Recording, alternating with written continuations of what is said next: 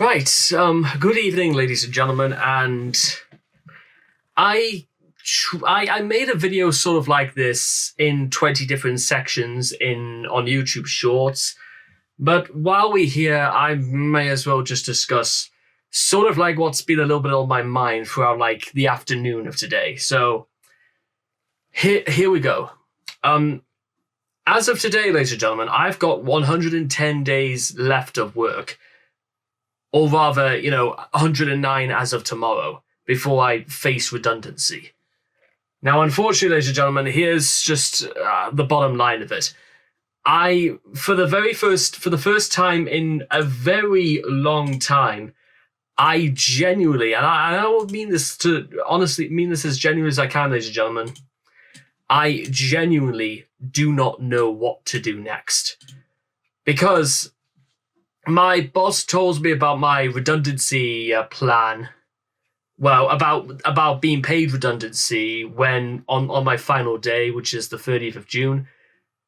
And she was actually she told me pretty much to take it, because if I left any earlier than anything like, at least 11th of June, then I probably wouldn't get it. Now, at the same time, ladies and gentlemen, here's just... This does kind of have a sort of strange problem, because I believe I am, and I think that doesn't count towards what I would get paid if I worked from the 11th till the 30th of June, since usually about like the pay which I'd get is roughly about the same if I work those between those like 18 or so days. That's usually how it happens. But aside from that, when I really had to sit back and actually think about the situation I'm in, and by the time we get to Friday, we'll have 105 days left, meaning I would have 15 weeks left of work. Now, to be honest, ladies and gentlemen, and I said this again to a lot of my friends at work, is that I wouldn't wait until I had 100 days left to finally get my arse into gear and to make something extremely special and invigorating and all that good stuff. I would have to do it right now, basically. Whether I liked it or not, the pursuit towards something, and that's the problem. The reason why I'm like, it's because I don't know. I generally don't know what I'm actually looking for. I don't know if I'm looking for the ability to like win the lottery so that I can actually set up my own business and turn everything I do here into my own business.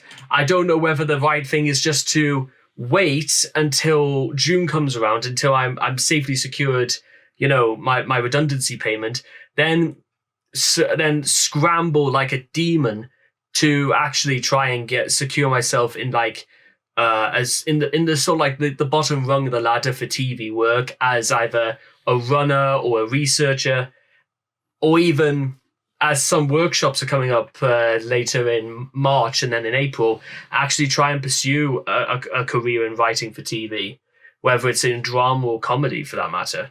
The world is still so open, and it's so vast, and it's still within absolutely my reach, ladies and gentlemen, that, to be honest, the fact that I don't even think that it's entirely without reason to say that maybe I have a chance is kind of shocking. I absolutely will go on a limb and say that I should be more enthusiastic about myself. I should be like excited, ready to like tackle what is meant to be like the next portion of my life. Like I've described this before. My childhood, my adolescence, university, and the first 2 years of my time in work have what I've been described euphemistically as the first part of my life.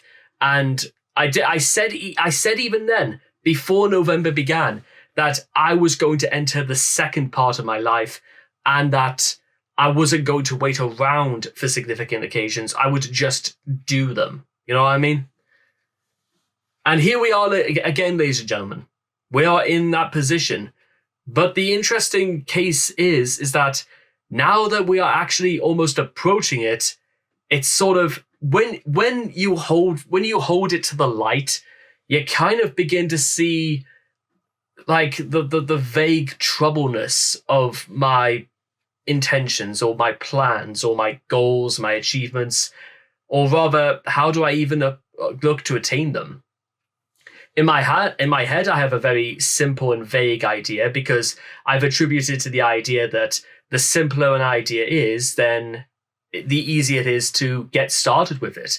And then it's when you consider it and you put it more into motion and, you work through the ideas that it presents, then that means that if you can comprehend the small things, then surely through a more logical sequence, you can comprehend the big things. So far, so good, in a way. And it's in this, in a way, is the thing that will always catch even the most confident, bright-minded young superstars out. Because, ladies and gentlemen, it's not nearly as simple as that. Because you have to consider environmental factors. Here am I, 25 years old. I work a 58-hour week from Monday to Saturday at a job that has no skill, no art, and the only thing I have to look forward to it is by the time I get home at about 7:20 at night, by the way, in case you're wondering, this is my sustenance for tea for the last, 2 weeks. The only exceptions being, Saturday and Sunday night. But this, from Monday to Friday, this is my sustenance for tea. This is what I have to go on. A cup of tea with my dog's face on it. She's a cute little thing, isn't she? No wonder I'm probably losing the weight, ladies and gentlemen. This has to be one of the longest periods of my entire life. Ever since I came back from food poisoning and that, this is the first time I've really gone this far without really indulging in the things I enjoy. But I have several theories about that now that might not be entirely, hard to disprove.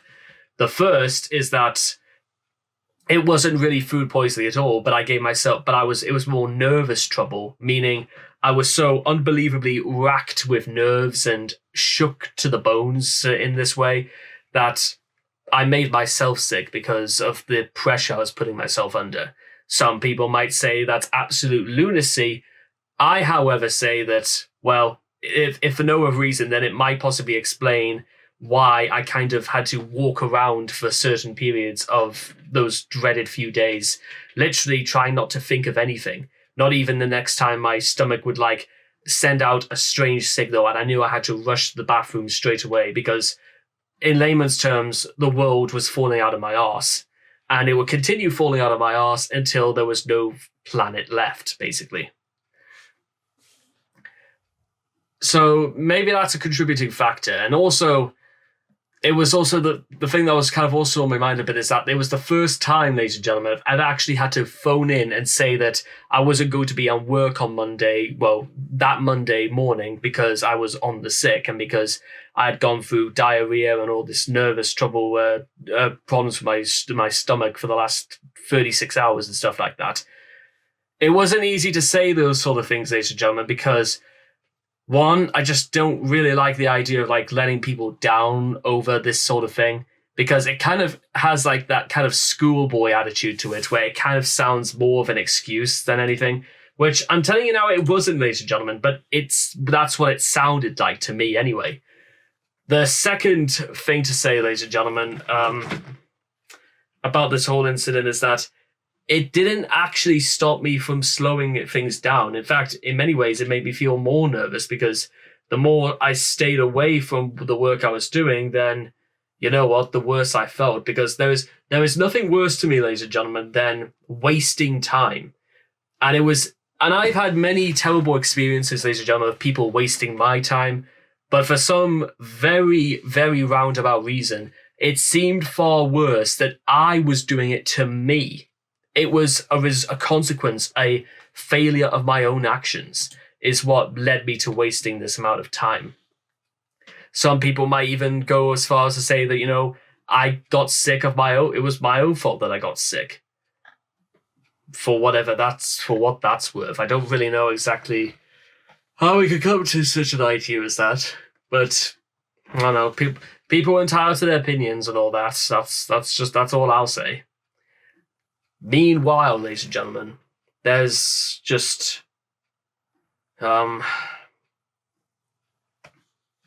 yeah. Basically, this is the problem I'm in.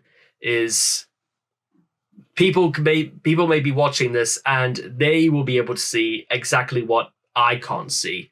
That it's over, perhaps. I don't really know how to respond to. Well, actually, I do know how to respond to that, ladies and gentlemen, and it's this. When I woke up this morning, I checked Social Blade, and it showed me that in 364 days, I could achieve 1 million subscribers on YouTube. That right there set my heart on fire, ladies and gentlemen. That right there was the encouragement I needed to be able to achieve 1 million views, ladies and gentlemen. I told you before, ladies and gentlemen, I'll say it again. I will be a millionaire in this lifetime in one way, shape, or form. And if this is just one of those ways I have to do it, then so be it. I'm actually really glad and equal to that prestige, believe it or not, ladies and gentlemen. But then again, just saying that it's within a year's reach, could I even accomplish it even then? Because on average, ladies and gentlemen, I have to aim for roughly 5,060 views on average a day to reach my goal of 1 million views by August 15th of this year. And again, in case you're wondering why August 15th, is because that's when this channel will be celebrating 3 years of coming into existence. And I thought that would be a pretty cool celebration, and, of all things, by saying, you know what, we've done this incredible thing by bringing this channel, because it would have also been my parents' wedding anniversary. 31 years, ladies and gentlemen, that they'll be married on August 15th. So it all works out in that sort of sense. And I don't really think there's anything overtly wrong with that. And maybe that's the only reason why I am still going as long as I do, because I have a goal. I have something to accomplish. I have something to prove, and I have something to cling on to. It's a figure of hope, ladies and gentlemen. Hope, they say, is a gift from the Holy Spirit. And if it's his gift to the world, then I should be ready to embrace it and thank it with open arms. That's what I should do. I think the problem may be why I'm going through this spell. And I don't just attribute it to just being a bad day at work. I'm attributing it, ladies and gentlemen, to saying that I just kind of feel a bit stuck, because what if I bust my arse off, I make things people will love, I open myself up, I do all of these things. What happens if I go from A, B to C, do everything I need to, everything I wanted to say, everything I wanted to shout to the heavens, everything I wanted to say about politics, the news, the media, music, Megadeth, Metallica, Slash, Overkill, Opeth, Nightwish, Sonata Arctica, Overkill, Testament, Whitesnake, White Lion, Slash Iron Maiden, and the fact that there was news that Steve Harris was actually actively considering bringing Iron Maiden to an end. Venom, and all sorts of national or what if I set out, ladies and gentlemen, to put my heart and soul into all of these things? Nothing. What if everything I do, ladies and gentlemen, turns out to be for nothing? And you believe it or not, ladies and gentlemen, this has just been a thing in my life that, to be honest, it's my problem, ladies and gentlemen, not yours. But I want you guys to understand this.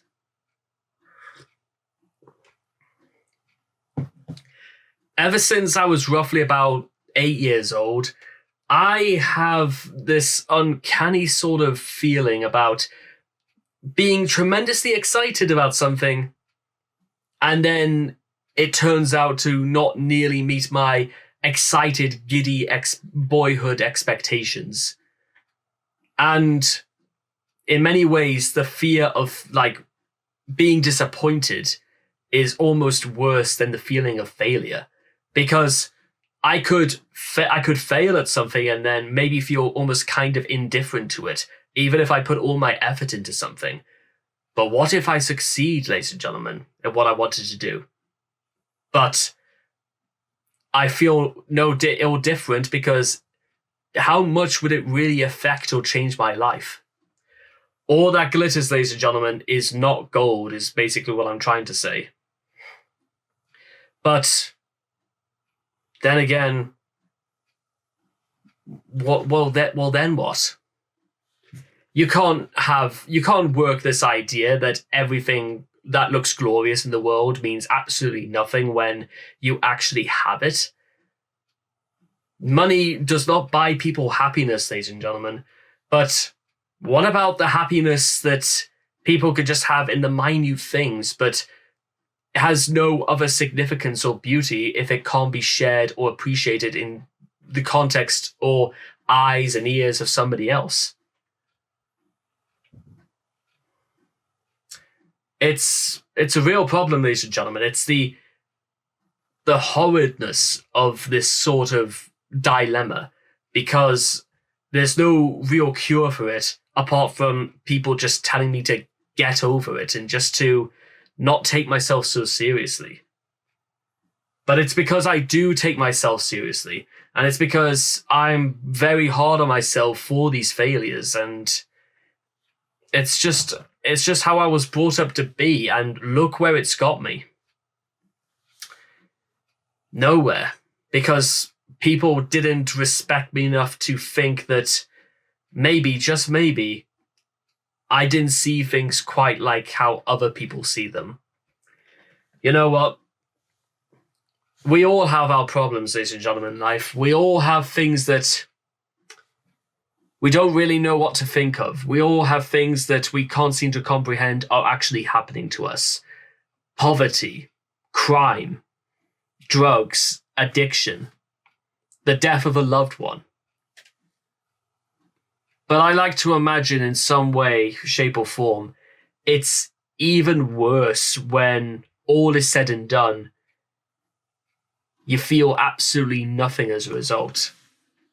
And now that's just kind of what I feel. I talk a lot about like failure and, not even being satisfied with success. But more often than not, I just kind of feel indifferent to any sort of emotion as a result. Part of this, I don't even think should be nearly as important as it is. But it's only through these last several hours, and when I really look through my plans and my story ideas and the things I've done for the last 4 or so years, in fact, even is when all of a sudden I'm really beginning to like see things through a very different perspective. But again, should that even matter if I enjoy what I do? If I enjoy just doing this as a hobby or just something just to pass the time and communicate my thoughts with you guys, then shouldn't that be enough to justify it? I mean, what else do you expect a man to do? If you don't like what a man's doing, then but it does no harm to anybody, then is it anybody's right to start calling somebody out and, demand that they do something different just because you don't? I don't get it. What do people want from me is often the times I really do want to ask people, what is it? What do you want me to do? What do you expect me to say? What do you expect me to feel? You've heard me probably say this often enough times, ladies and gentlemen, but one of the absolute worst crimes, in my opinion, is when you start telling a man what he can and cannot feel. You think you have dominion or some kind of control over a man's emotional mind, or you corrupt his ideas of like morality or justice or a loyalty he might have to his friends and family.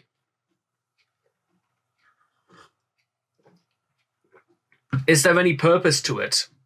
And if so, who would want it to continue and why? And all this time, ladies and gentlemen, I just sit here just willfully wanting people to get on with it and just to enjoy what lives they have, because we get this one life in our lives, ladies and gentlemen, and that's sometimes all we have to enjoy. So the only real way I can say this is that I've got to keep going, no matter how bad or how badly I want to feel sorry for myself. I've got to just try harder. That's what I've got to do. I've just got to continue. I've got to go forward. There's no going back. I have got to go forward. But I know, you've probably also heard me say this before, but here's one. I am going to enjoy the rest of my life, whether I like it or not. We'll see.